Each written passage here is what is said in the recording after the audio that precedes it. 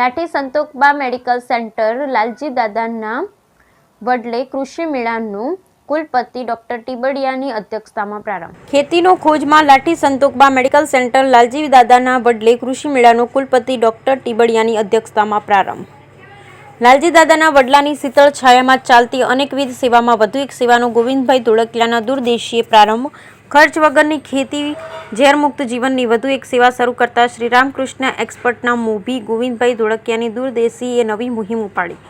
લાઠી Santokba medical centre સંચાલિત આરોગ્ય ધામ લાલજી દાદાનો વડલો એટલે અનેકો માટે ઉપકાર છે. નિરામય આરોગ્ય, જળ તીર્થ, વ્યસન મુક્તિ, પર્યાવરણ, શ્રી રામકૃષ્ણ કલામ આરોગ્ય પ્રોજેક્ટ, સૌર ઉર્જા, ફરતા દવાખાના ઉપરાંત ઘર બેઠા સાત્વિક ભોજન પ્રસાદ સેવાઓ દૂર સુદૂર રહેતા વડીલો માટે આશીર્વાદરૂપ બની રહી છે. ત્યારે લાલજી દાદાના વડલાની શીતળ છાયા વધુ એક સેવા ઉમેરાઈ.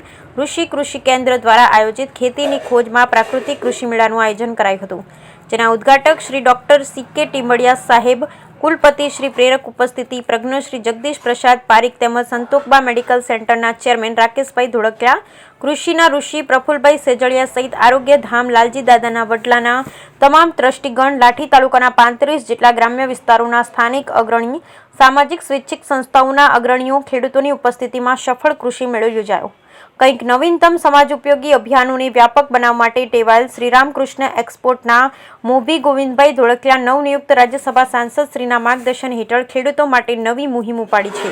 લાલજી દાદાના વડલાના ચેરમેન રાકેશભાઈના નેતૃત્વમાં પ્રારંભાયેલી મુહિમ સામાજિક સંરચનામાં આમૂલ પરિવર્તન લાવનારી બની રહેશે. આહાર જ વિચાર પ્રદાનનું માધ્યમ છે, ત્યારે શુદ્ધ ઝેરમુક્ત ખોરાક માટે કૃષિ ક્ષેત્રે ગોવિંદભાઈ ધોળકિયાનો ઉમદા વિચાર સર્વસ્વીકાર બનશે. આ કાર્યક્રમમાં ખૂબ મોટી સંખ્યામાં ખેડૂતોએ હાજરી આપી હતી. Bureau report Natwarlal Jebhatiya. छोड़ के आ गया, पुनः खेती करने लग गया. आज तक जो मैंने खेती की है वो सब खेती जैविक की है. जैविक के अलावा मैंने मृदा में मेरे हाथ से जहर नहीं डाला, क्योंकि एक मृदा में जहर डालने से वो जहर पानी में भी आएगा, वो जहर हवा में भी आएगा, और वो आएगा जो आएगा सबसे पहले तो उसको मेरे बच्चे या मेरा परिवार खाएगा, मेरे उत्पादन को. इसलिए मुझे ये डर था कि जब मैं मेरे परिवार को बचा रहा हूँ तो मेरे देशवासियों को क्यों नहीं बचाऊंगा. मैंने आज तक इस्तेमाल नहीं किया. धीरे धीरे क्या है, सब करीब करीब देश के जितने भी करीब बड़े नेता है सबको मैंने ऑर्गेनिक खिलाया. गोभी के फूल को उन्होंने तोड़ तोड़ करके खाया, और कच्चे को, यहाँ तक कि मोदी जी तक.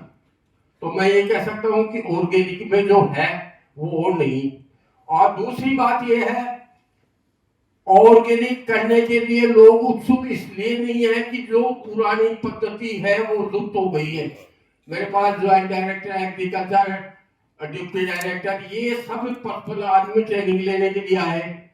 राजस्थान सरकार ने भेजा तो मैंने उनसे पूछा, सर आप पढ़े लिखे हैं, मान पढ़ हूँ, आप मेरे से क्या ट्रेनिंग लेंगे, मैं आपको क्या ट्रेनिंग दूंगा, क्योंकि आपके पास तो यूनिवर्सिटी है, कृषि विज्ञान केंद्र है, मैं तो एक छोटे से जमीन का एक टुकड़े का मालिक हूँ, मैं आपको क्या शिक्षा दूंगा.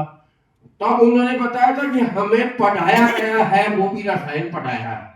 आज तक नौकरी भी मैं रसायन में करते आ रहे हैं.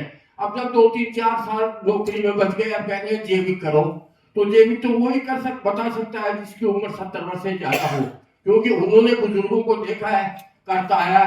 इसलिए सरकार ने आपके पास ट्रेनिंग के लिए भेजा है. तो साथियों,